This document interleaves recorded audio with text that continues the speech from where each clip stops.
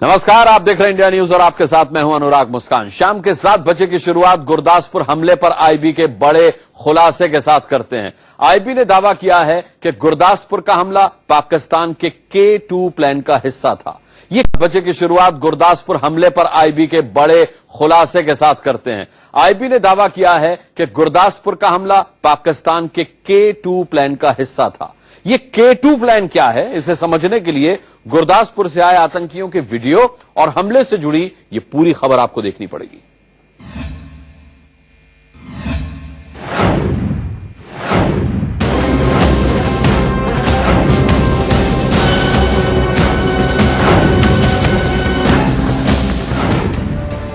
ये वीडियो गुरदासपुर में आतंकी हमले से ठीक पहले का है। ये देखिए, 1, 2 और ये 3।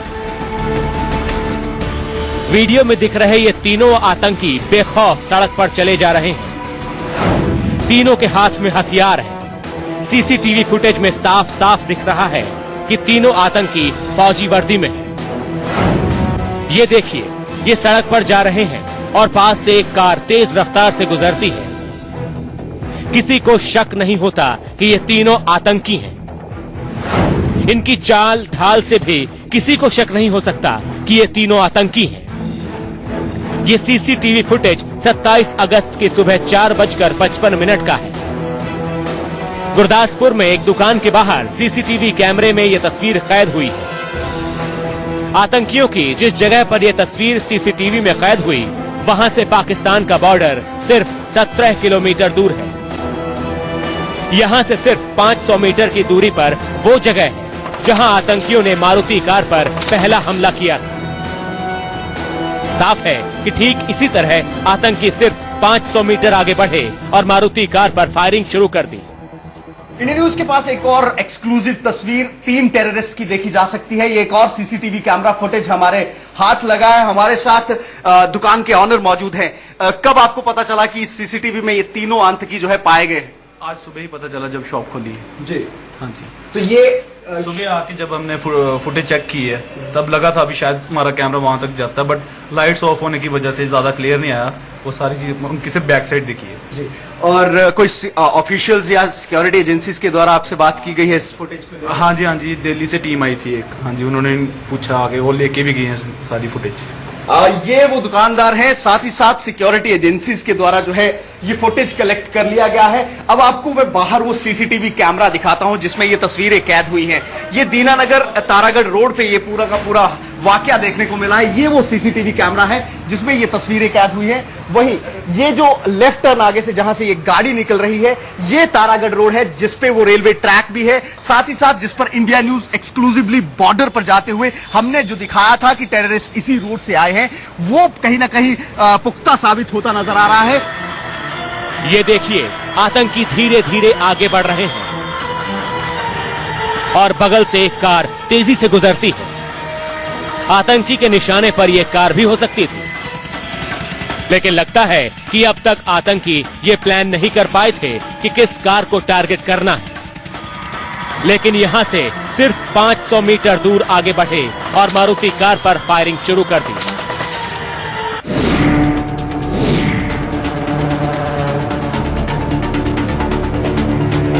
सबसे पहले इस वीडियो को गौर से देखिए। फौजी वर्दी में हथियार से लैस इन आतंकियों की उम्र सिर्फ 25 से 30 साल के बीच बताई जा रही है। इनके पास से जीपीएस सिस्टम मिला है। जीपीएस सिस्टम का मतलब है कि ये किस वक्त किस जगह पर है, इसकी जानकारी पाकिस्तान में बैठे इनके आकाओं को मिल रही थी। खुफिया एजेंसियां इनके पास से मिले जीपीएस सिस्टम की जांच कर रही हैं, लेकिन आतंकियों के पास से कोई मोबाइल फोन नहीं मिला है।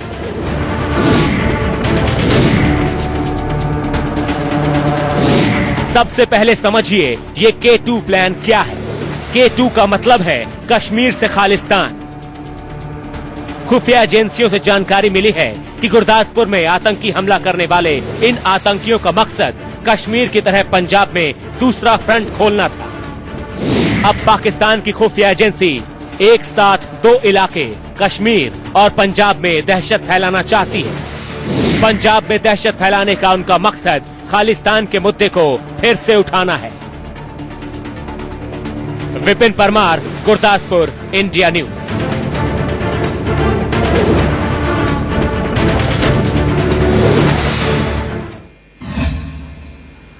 गुरदासपुर में आतंकी हमले को अंजाम देने वाले आतंकी पाकिस्तान से आए थे।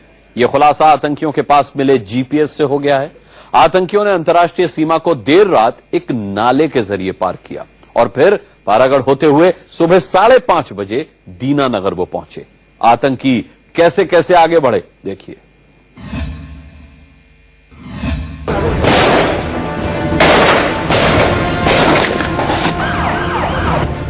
अंतर्राष्ट्रीय सीमा पर यह पाकिस्तान का वही गांव है जहां बीते 5 से 7 दिनों तक ये आतंकी रहकर घुसपैठ की फिराक में थे। इसी गांव में वो आतंकी पिछले 5 से 7 दिनों से रह रहे थे। पूरी रिसर्च करने के बाद, अपने आकाओं से परमिशन लेने के बाद एक नाले के माध्यम से गुरदासपुर पहुंचा जाता है उन आतंकियों के द्वारा। ये रीजन, ये पूरा का पूरा इलाका जाना जाता है स्मगलिंग के लिए। बीएसएफ टैकल करती है, जो घुसपैठ होती है, स्मगलिंग होती है, उसको रोका जाता है। लेकिन इस बार मिलिटेंट्स के द्वारा नई स्ट्रैटेजी के तहत जम्मू न जाते हुए पंजाब, जो कि शांति राज्य है, उसमें घुसपैठ की गई। सूचना मिल रही है, ये आप जो नाला देख रहे हैं, ये पाकिस्तान से पानी जो है वो इस तरफ भारत में आता है, पंजाब में आता है। और सूचना ये है जो हमें सूत्रों से मिल रही है कि इसी नाले से जो है आतंकी घुसपैठ करके सीमा पर पहुंचे, क्रॉस कर गए हैं और उसके बाद उन्होंने तारागढ़ से होते हुए दीनानगर पहुंचे हैं। और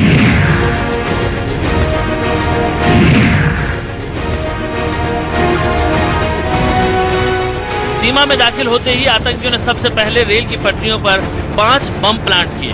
आतंकियों का मकसद था कि वो घुसते ही बड़ी वारदात को अंजाम दें।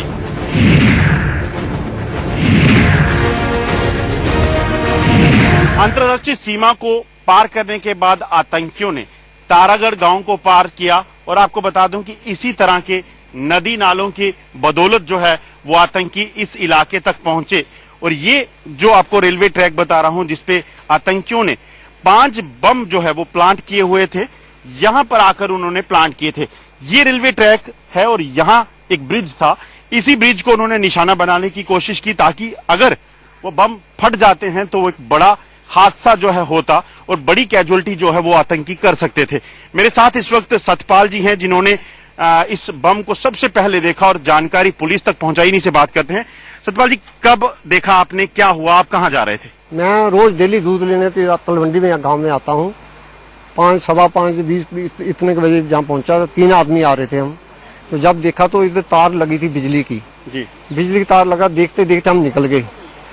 हम गुज्जर के पास चले गए। एक मेरा भतीजा वो बोलने लगा, कहने लगा चाचा इसमें चीज फिट की हुई है। हम दोबारा फिर देखने आए तो जब इधर आए तो 5 बम फिट की चीज, वस्तु फिट ही थी। सतपाल की वजह से आतंकियों के इस मंसूबे पर तो पानी फिर गया, लेकिन ये तीनों आतंकी लंबा प्लान लेकर आए थे।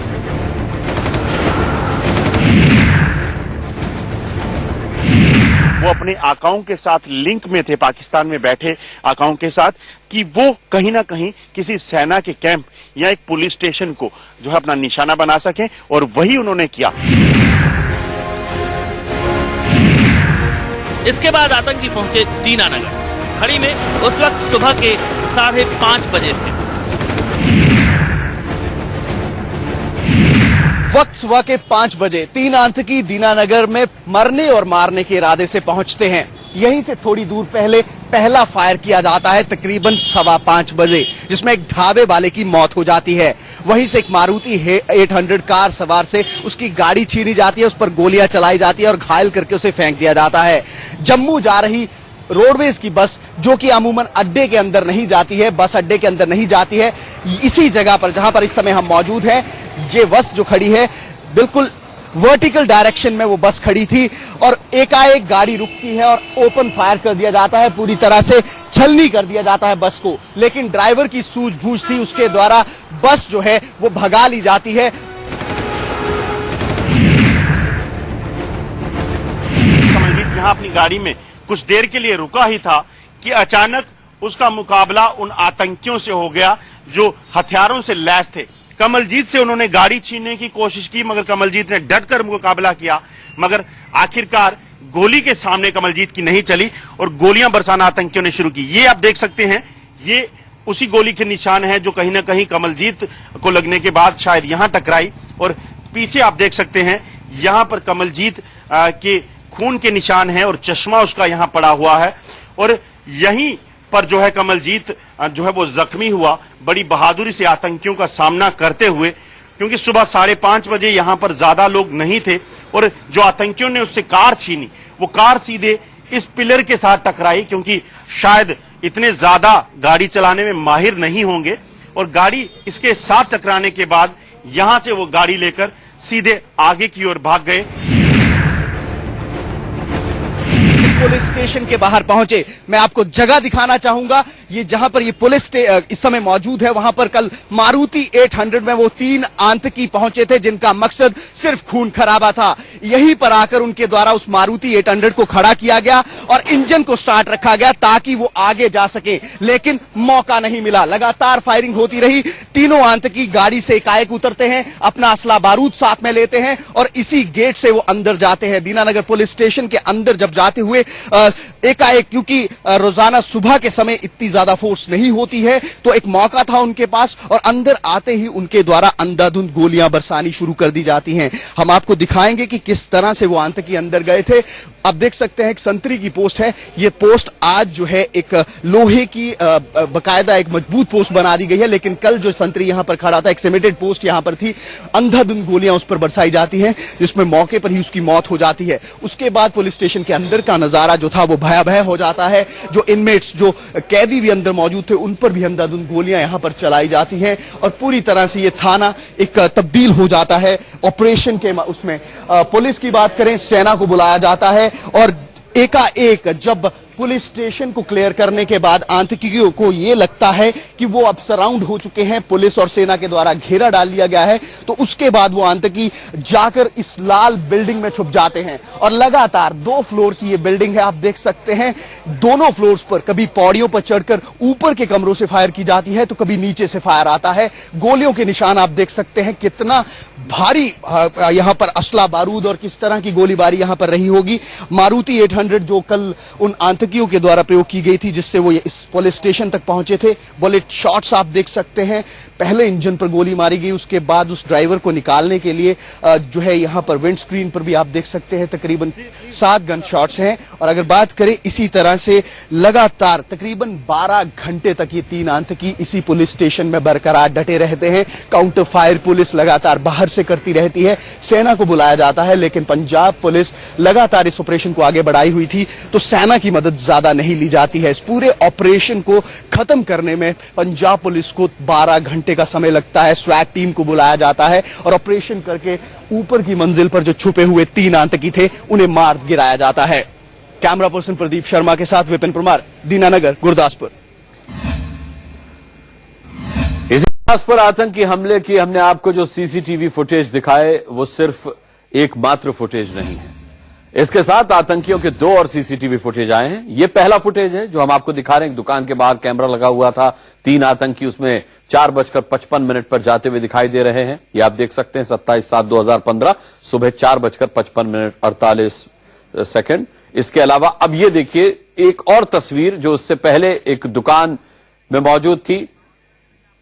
ये तस्वीर हम आपको दिखाएंगे। एक और दुकान में सीसीटीवी फुटेज लगा हुआ था। ये तीनों आतंकी उस दुकान में लगे सीसीटीवी में भी कैद हुए हैं। ये बॉर्डर एरिया के पास, बिल्कुल पास की दुकान का सीसीटीवी फुटेज है। ये देखिए, ये दूसरी तस्वीर आप देख रहे हैं। बॉर्डर एरिया के पास जो दुकान है उस पर लगा सीसीटीवी कैमरा इन तीनों आतंकियों का मूवमेंट रिकॉर्ड कर रहा है। ये आप देखिए तीनों आतंकी।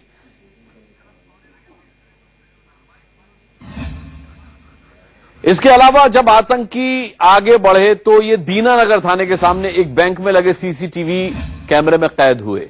ये तस्वीर वो तस्वीर है। ये वो गाड़ी है जो मारुति कार इन्होंने जबरन हाईजैक की थी और उसके बाद इसी कार के जरिए ये दीनानगर थाने पहुंचे थे। ये देखिए, इस कार में आतंकी सवार है। ये वही कार है।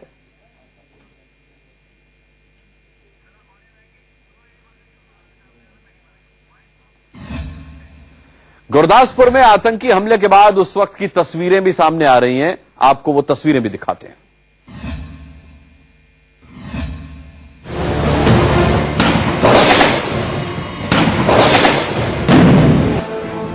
ये तस्वीरें उस वक्त की हैं जब आतंकियों ने गुरदासपुर के दीनानगर थाने को गोलियों से दहला दिया। देखिए, एक तरफ आतंकी बेहिसाब गोलियां दाग रहे थे तो दूसरी तरफ थाने के पिछले हिस्से में आर्मी के जवान कॉलोनी से लोगों को बाहर निकाल रहे थे। देखिए, सीढ़ी लगाकर आर्मी के जवानों ने सबसे पहले इस बच्चे को बाहर निकाला और फिर इस बच्ची को इसी तरह बाहर निकाला गया। इसी जगह पर सबसे पहले होमगार्ड अशोक का सामना आतंकियों से हुआ था। अशोक पर आतंकियों ने ताबड़तोड़ कई गोलियां बरसाई। घायल होने के बावजूद अशोक ने हिम्मत दिखाई और थाने के पिछले हिस्से से बाहर निकले। बाहर मौजूद सुरक्षा कर्मियों को लगा अशोक शहीद हो गए हैं, मगर अशोक जिंदा थे। अशोक के मुंह से सुनिए दहशत की कहानी। जो वर्दियां उन्होंने पहनी थी, पर वर्दियां उन्होंने लीली पहनी हुई थी, लंबे लंबे थे और दाढ़ियां उनके मौलवी टाइप थे। उन्होंने तो हमारे को मौका ही नहीं दिया, इतना भ्रष्ट फायरिंग कर दिया ना हमारी बैरक में, फिर पता नहीं चलता भी हम क्या करें। अभी गुरदासपुर के दीनानगर में कल आतंकियों से हुई मुठभेड़ के बाद आज उनसे बरामद ग्रेनेड को डिफ्यूज करने के दौरान एक ग्रेनेड में धमाका हो गया। बम निरोधक दस्ता 7 ग्रेनेड्स को निष्क्रिय कर रहा था। पूरी एहतियात के बावजूद एक ग्रेनेड फट गया। आपकी टीवी स्क्रीन पर उसी ग्रेनेड के धमाके की तस्वीरें हैं। जोरदार धमाके के बावजूद किसी तरह का कोई नुकसान नहीं हुआ।